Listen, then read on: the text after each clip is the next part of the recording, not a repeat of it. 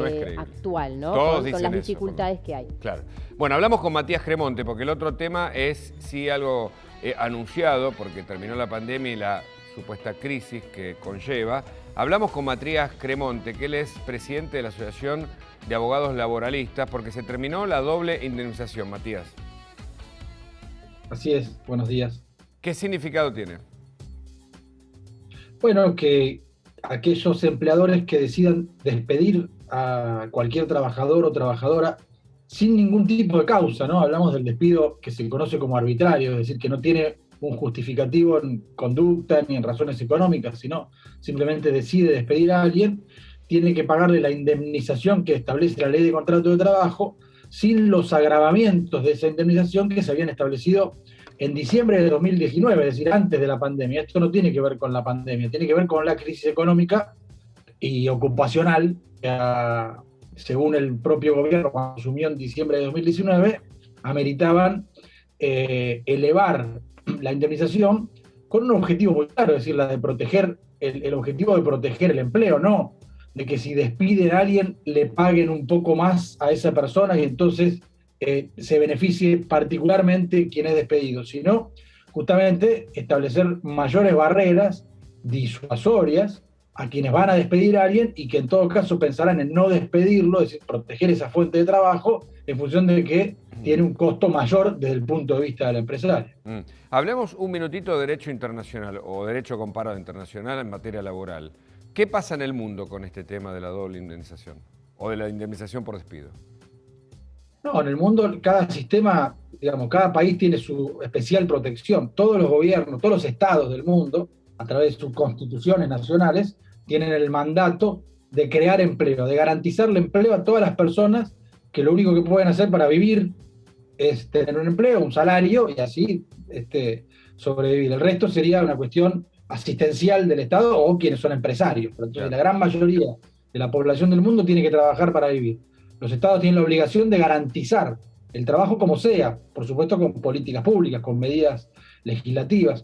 Una es garantizar la estabilidad en el empleo, por ejemplo, que haya muchas más trabas para despedir a alguien, y hay sistemas, sobre todo en Europa y algunos en América Latina, que prohíben los despidos o por lo menos los dificultan mucho más. Como en Argentina durante la pandemia, que hubo una medida en función de la situación de emergencia sanitaria y las consecuencias sociales y económicas que se derivan de eso, que se prohibieron los despidos en determinadas condiciones. En otras tienen una indemnización más alta, en otras una indemnización más baja, en otras, es muy interesante el caso italiano, ya que preguntamos de derecho comparado. Italia siempre tuvo un sistema de estabilidad absoluta, no se podía despedir a nadie si no hubiera una justa causa, ¿no? Reitero, siempre estamos hablando de despido arbitrario y sin causa, una decisión inmotivada, ¿no? No alguien que comete una falta y tan grave que por ahí amerita el despido con justa causa. Italia tenía estabilidad y una reforma de hace algunos años del presidente Renzi eliminó la estabilidad y la sustituyó por una indemnización, un poco más alta que la de Argentina, pero más o menos con el mismo sistema. El Tribunal Constitucional de Italia estableció que no puede establecerse, más allá de que haya una indemnización para quien pierde el trabajo, digamos, se repare el daño de la persona que se la deja sin sustento, esa indemnización no puede estar establecida por ley, por un mes de sueldo por año trabajado, como es el caso argentino, por ejemplo, sino que en cada caso el juez tiene que analizar cuál es el daño que se produce en la persona que es despedida, que es segregada, para reparar ese daño. Y dice algo muy interesante, dice, no es cierto que las empresas tengan derecho a la seguridad jurídica de saber cuánto les va a costar, desde su perspectiva, despedir a alguien. La seguridad jurídica, en todo caso, de las personas que viven del trabajo, que se quedan sin trabajo. Hay que merituarlo en cada caso, porque en realidad las empresas deben garantizar que haya trabajo para todo aquel que tenga necesidad de hacerlo. Por eso insisto que estamos hablando de despidos sin causa. Otra circunstancia son la motivación. Es interesantísimo el tema laboral porque es lo que se viene seguramente.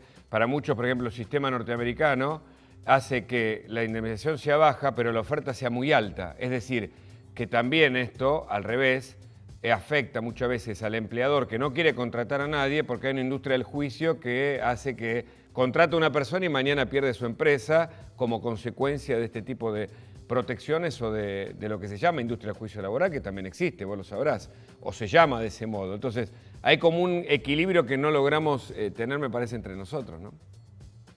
No, porque en realidad nadie deja. A ver, hay una frase hecha que es la de la industria del juicio, pero en realidad, para que alguien tenga el derecho o la posibilidad de hacer un juicio, un reclamo, en cualquier ámbito de la vida, pero en el laboral también, tiene que sentirse con el derecho de hacerlo. Es decir, tiene que haber un derecho vulnerado.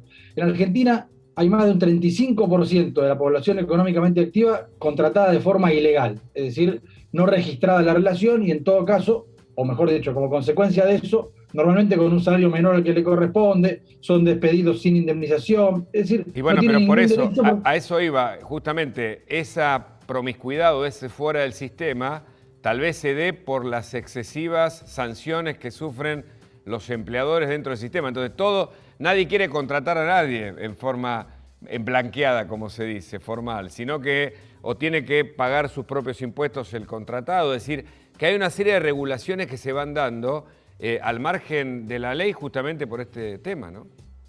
Pero iba a terminar con lo siguiente. Quiere decir que hay casi 4 millones de trabajadores y trabajadoras en Argentina contratados de manera ilegal y los juicios que se inician no llegan al 2% de eso. Es decir, no hay una alta litigiosidad en Argentina si uno lo contrasta con la alta ilegalidad del mercado de trabajo. Pero más allá de eso, que sería otra discusión no menos interesante, porque se habla mucho de eso cuando se habla de la necesidad de crear empleo y cuáles serían las dificultades para eso. Lo cierto es que con esta misma legislación, de lo que estamos hablando, por ejemplo, que es la indemnización por despido, sin duplicarla, la normal, la de toda la vida, la que rige en Argentina de 1974, sí, se creó empleo y se llegó a los niveles más altos de empleo en Argentina. No es que para que se cree empleo, por ejemplo, después de la crisis del 2002, un desempleo se redujo al 5 o 6%, ahora mismo no es tan alto, más allá de que la calidad del empleo es malísima. Ahora, según los índices oficiales, está cercana al 8%. Recordemos que hubo momentos donde la desocupación en Argentina llegó al 25%. Sí, hay que contemplar esos datos que vos decís, perdóname, porque Belén tiene una pregunta, estoy monopolizando, pero porque es muy interesante el tema. Hay que contemplar en ese dato de la desocupación si no hay empleo público también, o gran parte del empleo público, que es el que más ha crecido, dentro de esa contemplación, que me parece que es uno de los orígenes del problema también, ¿no? No, porque el empleo público puede crecer a veces, puede caer en otros momentos, pero siempre la mayor cantidad del empleo, cuando crece el empleo, es privado. El problema es que está coincidiendo con que hay una crisis. El problema es que el empleo privado que crece no es un empleo registrado, no es un empleo claro, de la manera que corresponde legalmente, sino que muchas veces, para demostrar que el empleo no cae, lo que se cuenta como empleo es el monotributismo, es el empleo informal, es el cooperativismo, es decir, la marginalidad de lo que debiera ser, digamos, el empleo de calidad. Y ese empleo es el que no crece. Que es un temón, ¿eh? Es un temón para un debate largo. Pero Belén tiene una pregunta y tenemos que ir redondeando. Agradeciéndote muchísimo, es muy interesante escucharte, Belén. Matías, quería consultarte porque, bueno, este proyecto, la moratoria se sabía que no se iba a prorrogar, pero sí había voces como la de Héctor Recalde, que es un referente dentro del sector laboralista, que planteaba que hay incluso situaciones de algunos sectores que estaban peor que en la pandemia y, bueno, por lo cual se pedía una prórroga. ¿Cómo ves vos el mercado? ¿Hay efectivamente sectores que están en una situación peor que durante la pandemia o cuando se dictó esta emergencia o la situación fue mejorando, cambiando? En todo caso está llegando a los mismos niveles que tenía en diciembre de 2019 cuando se estableció esta duplicación, que recordemos algo, hoy ni siquiera es duplicada la indemnización, hoy es un 25% más y con un tope de 500.000 pesos. Claro, no es que hay una doble prorrogando, claro, se había ido reduciendo. Pero prorrogando y reduciendo. Pero vuelvo a lo que decía antes, entendiendo que no tenemos más tiempo, solo para redondear. Es decir, acá se trata de medidas que protejan el empleo, no de darle una mayor indemnización. Entonces, si hay que proteger el empleo, esta es una de las medidas posibles y realmente tienen efectividad.